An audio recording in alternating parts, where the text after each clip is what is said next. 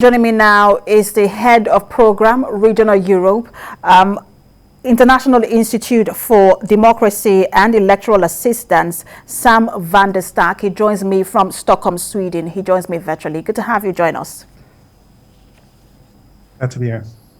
So how would you describe the activities of Russian troops in Donetsk and Luhansk? Can we actually say that invasion has begun, or is this an incursion at this moment?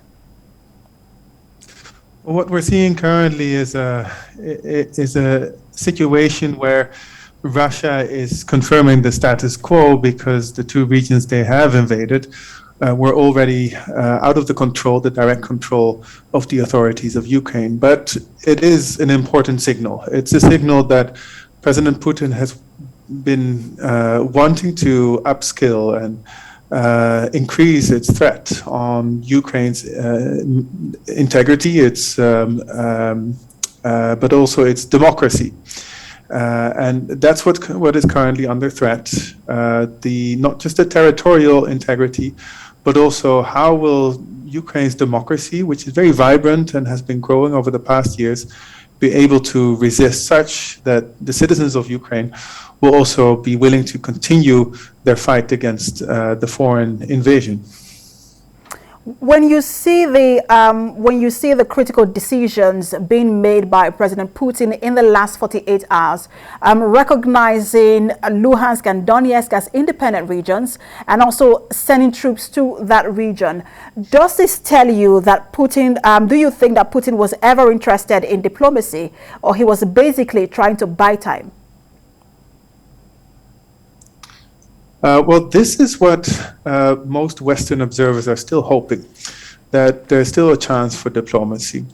And what we're currently seeing is that a lot of the sanctions that are being imposed are a way to up the pressure, to get Putin back to the negotiation table. So the hope has not been given up yet that diplomacy will still work. Certainly in Ukraine, there is, by the authorities there, the hope that a military escalation is still, we can still avoid it, at least a full invasion.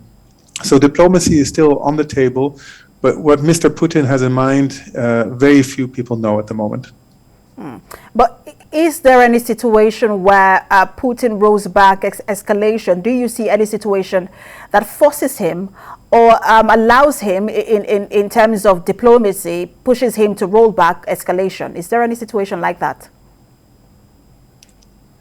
Well, it's definitely possible. And I think this is the moment where all of the West, all not just European and North American partners, but all democracies have to unite and should make it clear that it's the people of Ukraine who decide over the future of Ukraine and not Russia, not the leadership of Russia.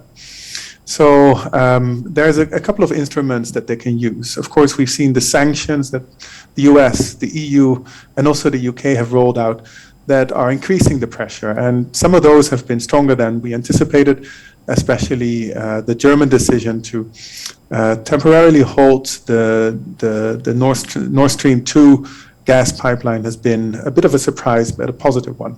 So as long as these escalation measures still exist, I think there's an opportunity to get President Putin back to the negotiation table.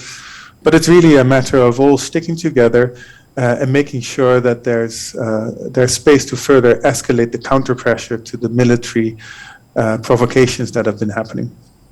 And it's interesting you mentioned Nord Stream 2, halting of the Nord Stream 2. Isn't that perhaps the biggest card up the sleeves of the Western allies of Ukraine? Because one would have thought that that would come later, seeing how much that project means to Russia.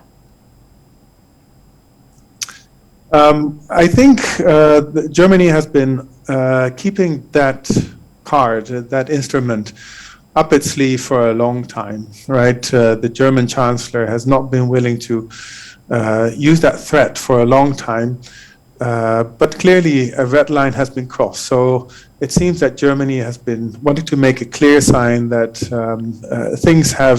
things are not the way they're supposed to be, and that now is the time to de-escalate, and that this is their way to give off that signal.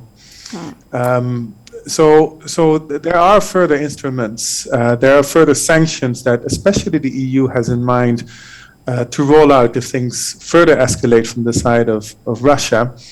And the good sign that we're seeing now is that all democratic forces, the US, of course, the EU, the UK, but also further afield, are all united in a way that they weren't before. So this has really brought together a lot of countries around the values of democracy that also Ukraine is upholding and has been upholding under the threat of Russia for the past 8 years. So there is a situation that very few people anticipated until just a few weeks ago. There's a very strong unity within the West. So I think we're not seeing the end of this situation yet. Just few minutes ago, let's say about 20 minutes ago, Turkey announced that it is offering to mediate between Russia and Ukraine. What influence does Turkey bring to the table apart from neutrality? What other influence does Turkey have in this issue? Well, Turkey is an important player because, of course, it's a NATO ally. So it's not just a big country in the region with historic relations with both Ukraine, the EU, and Russia, but it has a formal stake within NATO. So it's important that Turkey plays a role.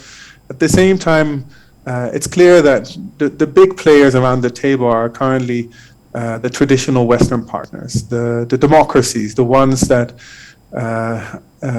uphold the values that Ukraine has been striving for over the past 8 years since the hostilities with Russia began.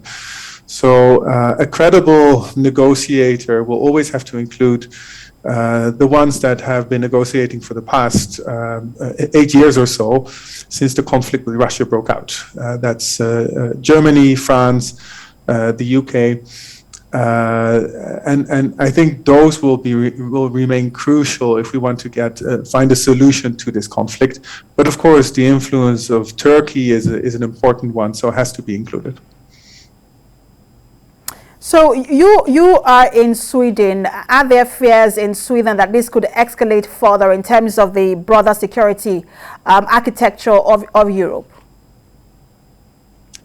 Well, there are certainly fears across Europe, and President Putin has made it clear that he sees the presence of NATO troops not just in Ukraine or as a threat, were they to be posted in Ukraine, but even in the countries that are currently already NATO members as a threat. He sees that as something that he would like to reverse.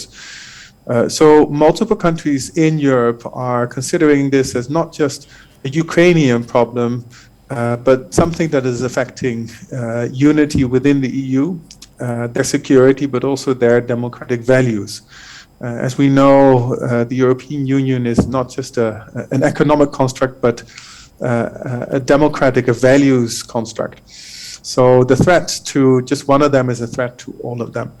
And the Nordics, the Sweden, Finland, Denmark, are all seeing this as something that is affecting them directly, and even more so the Baltic states, who used to be part of the Soviet Union and are really in the front line since they share a border with Russia. The world actually is watching. It means a lot. It is not just Europe. I mean, it could have a greater impact on even places in Africa as well. We are watching this and hoping that diplomacy works. Thank you so much for talking to us. Head of Program, Regional Europe, International Institute for Democracy and Electoral Assistance, Sam van der Staak. So much for talking to us. Head of Program, Regional Europe, International Institute for Democracy and Electoral Assistance,